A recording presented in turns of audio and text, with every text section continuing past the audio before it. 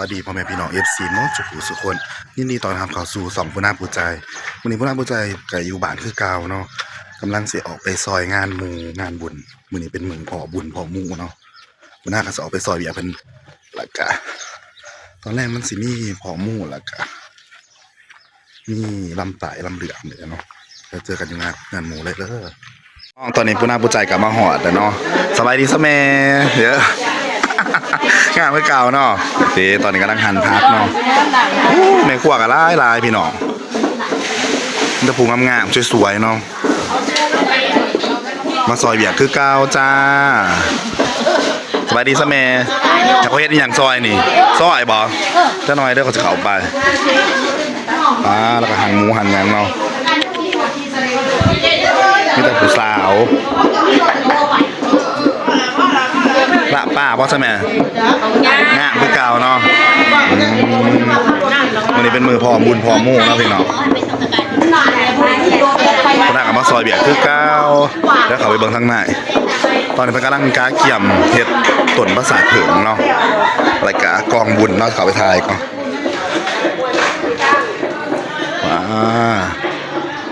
เดี๋ยวเอาไปเลยเนาะแม่เนาะงานคือเก่าอีแม่เนาะมา3 กล่องเนาะพี่น้องเมื่อแรกเจอกันเด้อผู้น่าก็จะมาเสิร์ฟซอยแต่ตอนนี้กำลังสิออกไปทานพักทานมีซอยแล้วก่อนแม่ขวดมันปีนได้หนอเขาโป่งมือมันเขาเบรกก็ได้มันปีนต่อสองมันมาครับของเลยกันหน่อยงานเพื่อเก่าเนาะมาทุกคนเดี๋ยวเข้ามาหันพักกันเลยจ้าน้ำแกงสูตรเจ๊แต่เนาะจับว่าเฮ็ดเองใช่ไหมน้ำแกงแสบเนาะซอยกันนะว้างานครัวเขาเนาะสบายดีงาเอ้ยเดี๋ยวว่าเราหนีกำลังต้มเนื้อเนาะป้าเดี๋ยวทุกคนป้าเพื่อนพนันป้าน้ำแกงนี่หมอที่2มันใช่ไหมหมอที่2แล้วก็ต้มเนื้อหมูเนาะกำลังสีใส่ย่ำมาทุกคนเดี๋ยวเราไปซอยเบียกกันก่อนเนาะได้ปองก่อยหมูมานี่อันนั้นทุกคนเนาะพากมาซอยงานกันหลายคนเดี๋ยวครับไปซอยกันซอยผักก่อนตอนนี้พากำลังต้นประสาทเผิงเนาะใจผมคนงามก็เอิ้นต้นอย่างนี้แม่ต้นเผิงบอวายต้นเผิง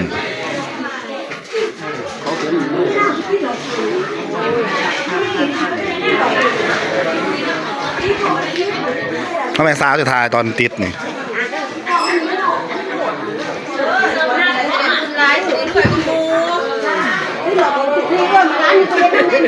มาสิเด็กกันนี่คุณรวยมากสิเด็กก็ให้ที่น้ำในจัก3 หรอเขาก็อยากติดด้วยกันที่แต่ว่าเขาทายให้อยู่นี่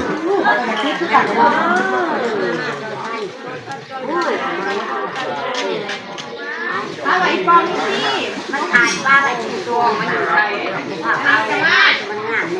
ติดหลอกเผิงเนาะพี่น้องแล้วก็แม่ครัวซอยกันเห็ดเบียกเนาะตอนนั้นก็จะไปหั่นพักหั่นยังด้วยป่ะแพ็คพักเนาะจ้า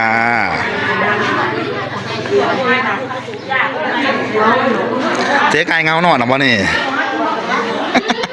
แล้วหั่นบักถั่วจนเงานอนเนาะสาวเนาะเอาเบียร์มาเล่นจักบุกหนึ่งแล้วป่ะ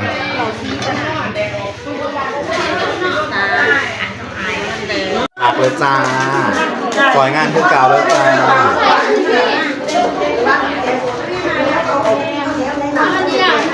แพ็คพักแพ็คจาน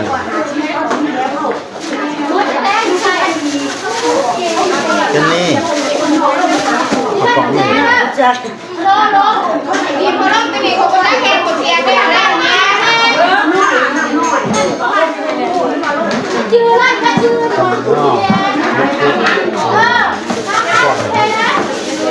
มาซอยงานพวกเก่าแล้วจ้าทุกคนเดี๋ยวมาเชียร์ลำตันกันเลยลำเสียลำตัน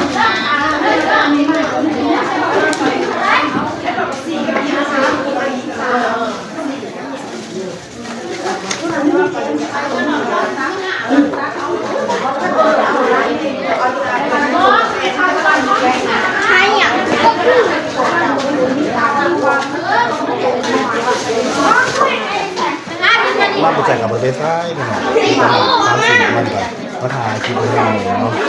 ไปเรื่อยๆไปเขาคนที่ตามโคราชเด้อเอามากับข้าวของพี่จอนขอบคุณกระแพกไปครึ่งหนึ่งเนาะแล้วก็มาแพ็คครับแซ่บขอบคุณกินไปแล้วครับ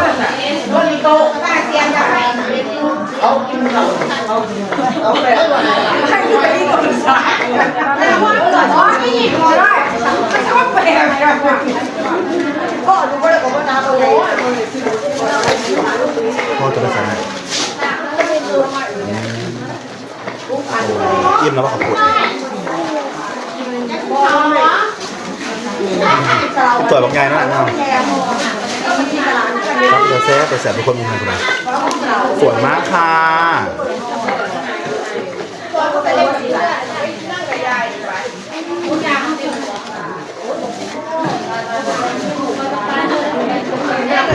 นั่งกับแม่มานั่งกับแม่มาเร็วๆมานั่งกับแม่มาเอาโทรศัพท์เล่นข้างแม่เร็วๆมาเร็วๆมาดูโทรศัพท์ข้างแม่เร็วโทรศัพท์อยู่ไหนผัดหมี่พร้อมผัดหมี่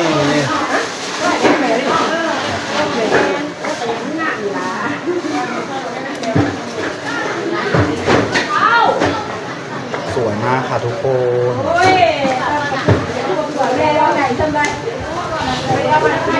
ตอนนี้มีหน้ากับชายที่ตอนเป็นมากกว่าหมู่ยังก่อนมีลำตามาเห็นลำตาเป็นข้างล่างแล้วก็ชายแอดเขาบอกอีกก็เขาบอกอีกเขาบอกว่าไลฟ์เพียงเขามีแนวหวัง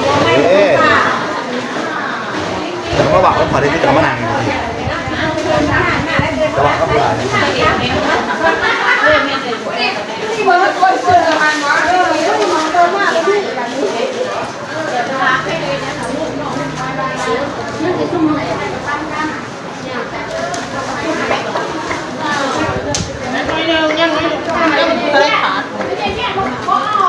ยังบอกเลยแพ็คเกจเยอะ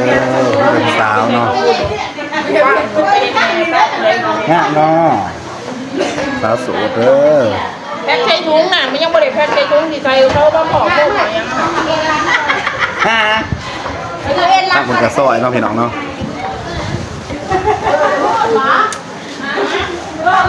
หากเป็นแต่คนงามๆเนาะสมัยนะโสดจะว่าสาว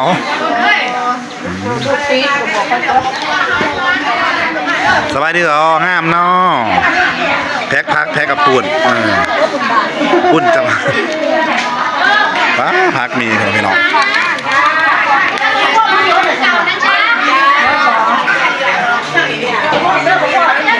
เจ๊ตั้งหน่อยน้องงามเนาะ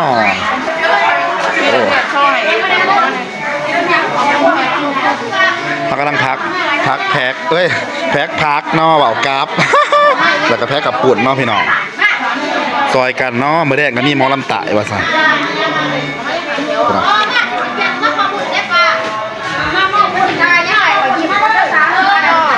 เจ๊ไก่ต้องงามเนาะ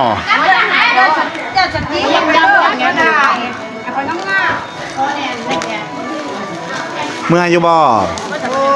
หวนเนาะ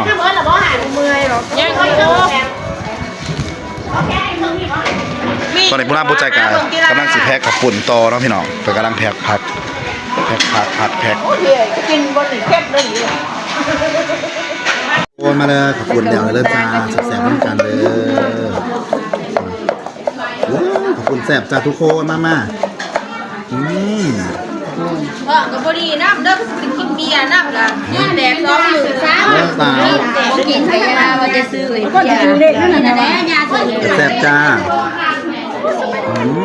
น้ำแสบด้วยน้ำเด้อถ้าไหนกินยากเลย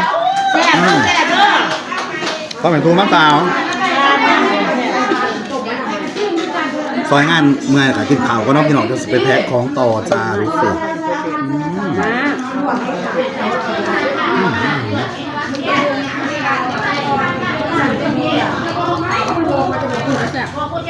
ลูกบอลไปดูแต่มันมีเรื่องสาวจริงๆน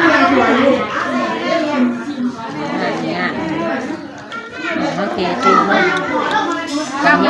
นี่ยังมันจะเสร็จนี่สันอลังการแห้งขนาด เสียบแล้วยัง ตับตา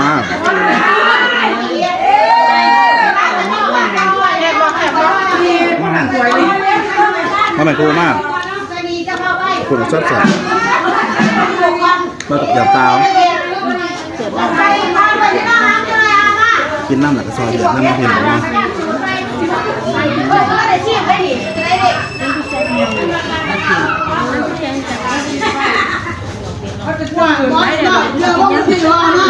แล้วเดี๋ยวแบ่งมาเดี๋ยวไม่หวั่นบุญเอ้าเกือบว่าเบายามเอา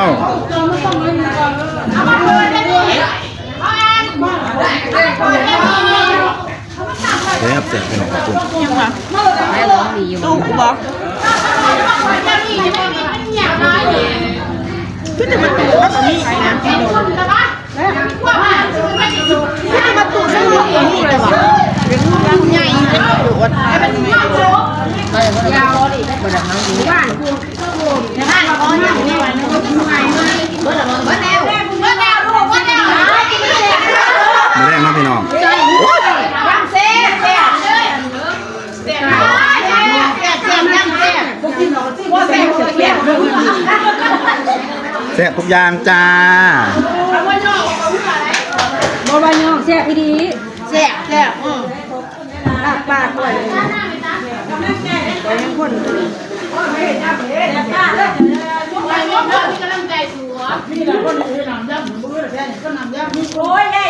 ผมกับยาก่อนแม่ มาแรกเพื่อนกับสิ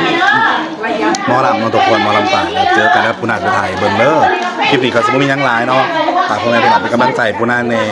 ติดตามปูนาในไลน์เด้อจ้าขอกันใหม่คลิปหน้าสบายดีบ๊ายบาย